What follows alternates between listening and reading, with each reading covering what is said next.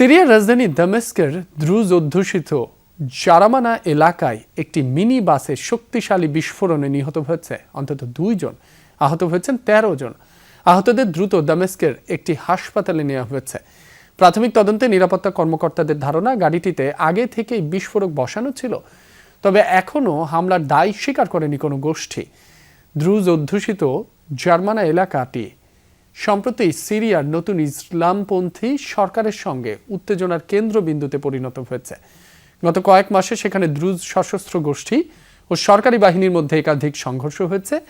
এদিকে জাতিসংঘের এক তদন্তে বলা হয়েছে 2025 সালের জুলাইয়ে সুয়েইদা প্রদেশে সহিংসতায় 1700 জনের বেশি মানুষ নিহত হন। নিহতদের বেশিরভাগই ছিলেন দ্রুজ বেসামরিক নাগরিক। ওই ঘটনায় সিরিয়ার সরকারি বাহিনী, উপজাতীয় যোদ্ধা এবং দ্রুজ সশস্ত্র গোষ্ঠীর বিরুদ্ধে যুদ্ধাপরাধের অভিযোগও উঠে এসেছে।